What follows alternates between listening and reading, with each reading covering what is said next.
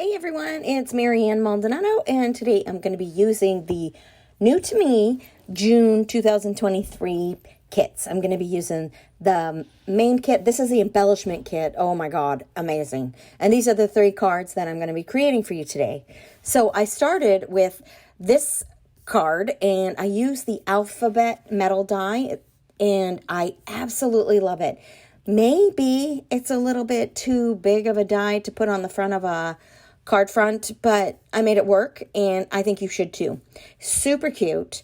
I absolutely loved it. Thrilled with the way that it came out, and I'm hoping that you'll like it too. So I just cut a piece of the purple cardstock paper from the cardstock paper collection. Of course, I punched all of those innards out and I put them in a bowl, but then I remembered I needed the stuff that goes on the inside of some of those letters to make them look like the actual letters. So I had to fish them out. And then I lost a couple, so I had to cut 2 more to try to fill those in where I needed them. So, or to cut 2 letters. I think the A and the Q, but I did it. It's no big deal. So then I picked another purple piece of paper and I used the, what was that called? The scallop border metal die. And I cut a strip to go along the bottom, as you see there. And then I used the pieces from the embellishment kit, I believe, if I'm not correct. Yeah, no, it's definitely the embellishment kit. The circles, I absolutely love those. I wanted to use several of them, but I didn't want to cover up the letters. So there you have it. So this is the second card that I made. And I take that die again, the same scallop die, and then I use the heart stamp as well. What is that called? That is called the wood grain heart stamp. So I went and I pulled out one of each color cardstock and I put them in Roy red, orange, yellow, green, Roy G. Biv. That's it. Anyway, I put them in order and I didn't have to put the, or cut the die cut all the way through because the die cut is much, much longer. It's meant for a layout and I wanted to use it on my card. So I lined those little suckers up and let me tell you, that wasn't easy. So I started at the top, then the bottom, and then in the center, and that made it easier. And then there were 2 in between that I needed, each, the top and the bottom that I needed to fill in. So you see here that I'm stamping the heart, and I stamp it 3 times. I think on there I only showed it twice, but then I fussy cut out and around. I didn't want to have those little fibers coming off of the heart. For one, I didn't want to fussy cut that because I avoid fussy cutting at all costs, but that heart wasn't too bad to do. But all of those little shards coming off of that, I would not have wanted to fussy cut that. So, you know me, I back it with foam tape and then I add it to the card front.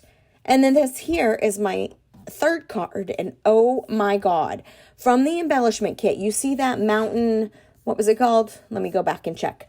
Mountain scene laser die cuts, meant for a 12 by 12 layout, but people, look how gorgeous it looks on a card. I did remove some of the layers because of course I'm not doing a 12 inch tall thing, so I crushed them down a little bit and I didn't use all of the layers that you could put on there. And I also didn't use any foam tape on this, but I did cut a wood craft piece of paper that gave me a good border that would go on the front of the card base.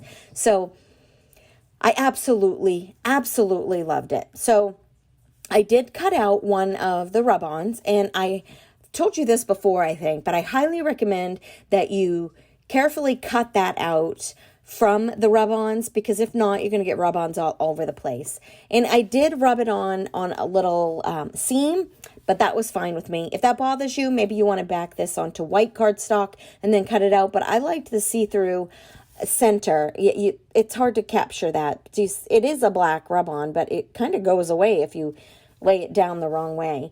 But anyway, I had so much fun. That laser die cut made this card so simple and easy. Everything was made for me. Hardly had to do anything. On this purple card, the alphabet, hardly had to do anything.